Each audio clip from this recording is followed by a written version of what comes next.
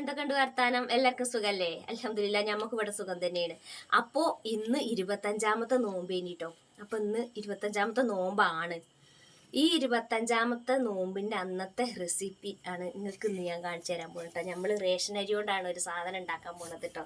ഇത് ഉണ്ടാക്കി കൂടി നല്ല രസമാണ് കേട്ടോ.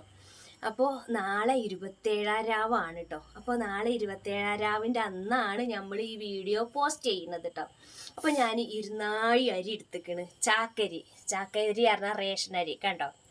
റേഷൻ അരിയാണ്, വെളുത്ത അരിയാണ്. ഈ അരി കൊണ്ടാണ് നമ്മൾ ഇന്നത്തെ നോമ്പ് തുറക്കാനുള്ള വിഭവം ഉണ്ടാക്കുന്നത്. റേഷൻ അരിയാണ്, അതുകൊണ്ട് കുഴപ്പമൊന്നുമില്ല. നല്ല സൂപ്പറായിട്ട് നല്ല ഫുഡാണ്. അതുകൊണ്ട് നമ്മൾ ഉണ്ടാക്കാൻ പോകണം കേട്ടോ. അപ്പോൾ നമുക്ക് പെട്ടെന്ന് തന്നെ വീഡിയോയിലേക്ക് പോകാമല്ലേ. അപ്പോൾ നാളെ 27ാം രാവാണ്. നാളെ 27ാം രാവ് എന്ന് പറയുമ്പോൾ 27ാം രാവിൻ്റെ അന്നാണ് ഞാൻ ഈ വീഡിയോ പോസ്റ്റ് ചെയ്യുക. 25ാമത്തെ നോമ്പിൻ്റെ അന്നാണ് ഇത് നോമ്പ് തുറക്കാൻ ഞാൻ ഉണ്ടാക്കുന്നത് കേട്ടോ. അപ്പോൾ ഞാൻ പറഞ്ഞല്ലോ, ഒന്ന് നല്ല മഴ പെയ്തു ഇങ്ങോട്ട്, പിന്നെ മഴയും നല്ല തണുപ്പൊക്കെ ഉണ്ടായിരുന്നു. ഇനി പിന്നെയും മഴ പെയ്യാൻ സാധ്യത ഉണ്ട്. അപ്പോൾ ഞാൻ ഫുഡൊക്കെ ഉണ്ടാക്കാൻ വേണ്ടിയിട്ട് ഒരുങ്ങുകയാണ്.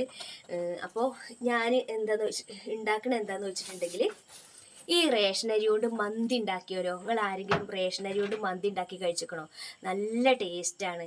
ഇപ്പോൾ നമ്മൾ ഈ ബസുമതി അരി വാങ്ങുമ്പോൾ, ഈ ബസുമതി അരി നല്ല അരി തന്നെയാണ്, നല്ല സോഫ്റ്റാണ്, നല്ല ടേസ്റ്റൊക്കെ തന്നെയാണ്. പക്ഷേ ആദ്യമൊക്കെ പറയുന്നേട്ടിന് ബസുമതി അരി പ്ലാസ്റ്റിക് കൊണ്ടാണ് ഉണ്ടാക്കണം, അങ്ങനെയൊക്കെ പറഞ്ഞിരുന്നല്ലോ. നല്ല സോഫ്റ്റാണല്ലോ, അത് കഴിക്കാൻ നല്ല ടേസ്റ്റാണല്ലേ. അപ്പോൾ അതിന് നല്ല കാശും കൊടുക്കണമല്ലേ. 1 കിലോന് എത്ര? 100 റുപ്യ.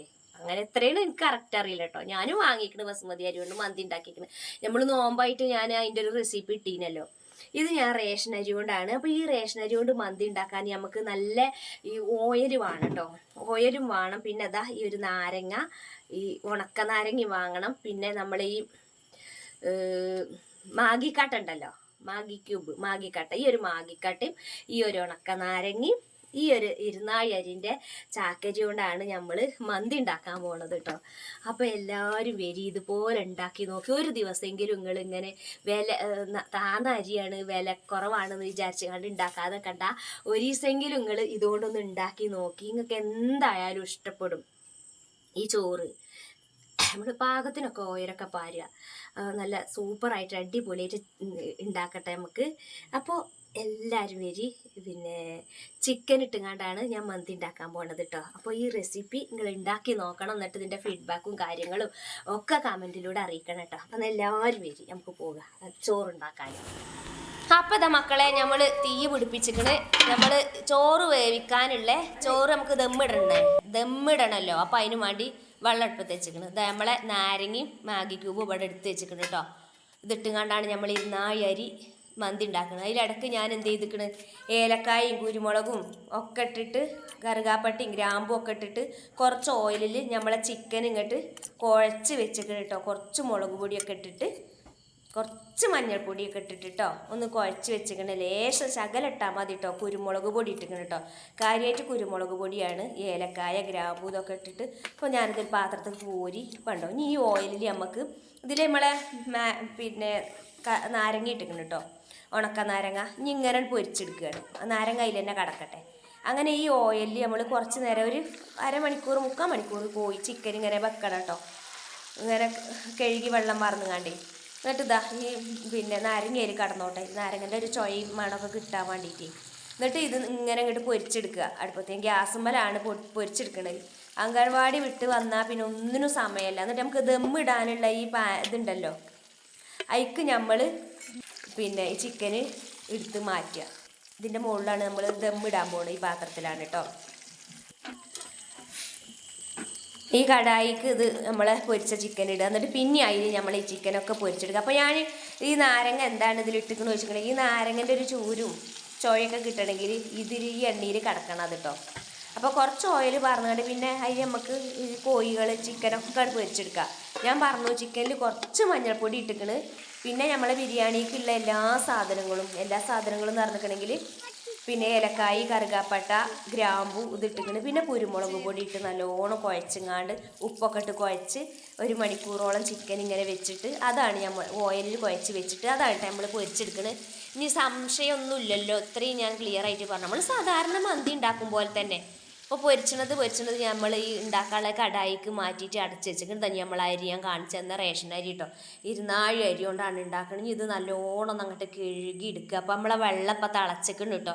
അടുപ്പത്ത് കടന്ന് വെള്ളം തിളക്കൽ തുടങ്ങിയിട്ട് കുറേ നേരം ഇനി അരി തീക്കാണ്ട് കഴുകിയിടുക. ദമ്മിടാനുള്ള ചോറാണിത്. ഇത് ഊറ്റണം, നമുക്ക് ഊറ്റിങ്ങാണ്ട് നമുക്ക് ദമ്മിടണമല്ലോ. അപ്പോൾ അതാ നമ്മളെ ചിക്കൻ പൊരിയൊക്കെ കഴിഞ്ഞാണ്ട് മൂടി വെച്ചിങ്ങാണ്ട് ഇതിപ്പോൾ ഇനി പെട്ടെന്ന് തിളച്ചാ വെന്ത് കിട്ടും. പച്ചരിൻ്റെ മാതിരിയാണ് റേഷൻ അരി. വേഗം ഏറിയ കട്ടയാകും. അപ്പോൾ അതുകൊണ്ട് വേഗം ഏറാതെ നോക്കണം കേട്ടോ. നല്ല ടേസ്റ്റാണ് ഇതുകൊണ്ട് പിന്നെ ചോറ് വെച്ചാൽ. അപ്പോൾ നമ്മളെ ചിക്കൻ ഏകദേശം പൊരിച്ച് കഴിയാനായിക്കണം കേട്ടോ.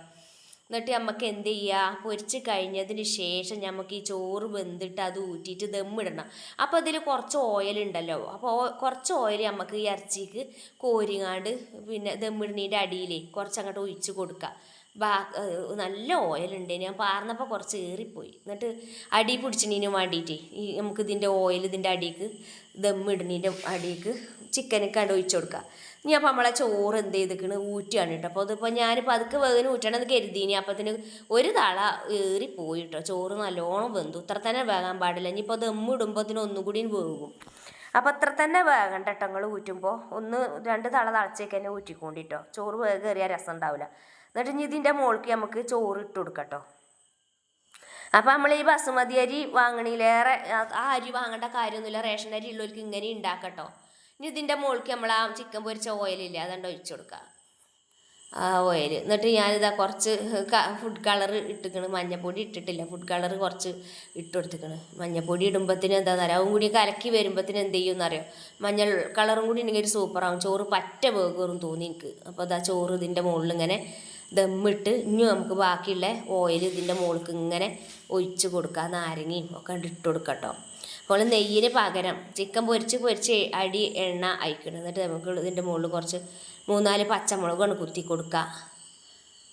പച്ചമുളക് ഇപ്പോൾ മരത്തുമെന്ന് പറിച്ചോണമെന്നാണ്. അപ്പോൾ ചോറ് കുറവായിട്ട് പച്ചമുളക് കുത്തിയിട്ട് അങ്ങോട്ട് താന്ന് പോകണില്ല. മഞ്ഞ കളറും കൂടി ഉണ്ട് ഉഷാറായി. എന്നിട്ട് പിന്നെ നമ്മളെ മരത്തന്നെ കുറച്ചൊരു കണലിൽ കുറച്ച് ഓയിൽ വാരുക. എന്നിട്ട് അടിയിൽ നമ്മൾ ഒന്ന് തീ സിമ്മിലൊന്ന് കുറച്ച് നേരം 5 മിനിറ്റ് ഇട്ട് കൊടുക്കുക. അപ്പോൾ കണ്ടോ ആ ഓയിൽ ആ കരിയിൽ നിന്ന് അങ്ങനെ. അപ്പോൾ ഇവിടെ ഒരു പേപ്പർ ഒട്ടിച്ചു കൊടുത്തിട്ടുണ്ട് കേട്ടോ. കണ്ടോ അതിൽക്കൂടെ പുക പോകാതെക്കാൻ 5 മിനിറ്റാണ് കത്തിച്ച് കൊടുക്കുക സ്ലിമ്മിൽ. ഇനി ഇതിലേക്കുള്ള സമ്മന്തി ഉണ്ടാക്കുക. അപ്പോൾ അങ്ങനെ ഉണ്ടാക്കി നോക്കൊണ്ടിട്ടോ. കുറച്ച് വെളുത്തുള്ളിയും ഒരു വലിയുള്ളിയും ഇത്രയും പച്ചമുളകും 2 തക്കാളിയും പിന്നെ മല്ലിച്ചപ്പ് നല്ലോണം അരക്കുക. നല്ലോണം അരയേണ്ട, ഫൈനായിട്ട് അരിഞ്ഞാൽ രസം ഉണ്ടാവില്ല. ഇങ്ങനെ അരയാനേ പാടുള്ളൂ കേട്ടോ. ചമ്മന്തി ഒരു കടി ഇങ്ങനെ കിട്ടണം, അതാണ് എനിക്കിഷ്ടം കേട്ടോ. നല്ലോണം അരഞ്ഞാൽ ഒരു രസം ഉണ്ടാവില്ല എന്ന് എനിക്ക് തോന്നുന്നത്.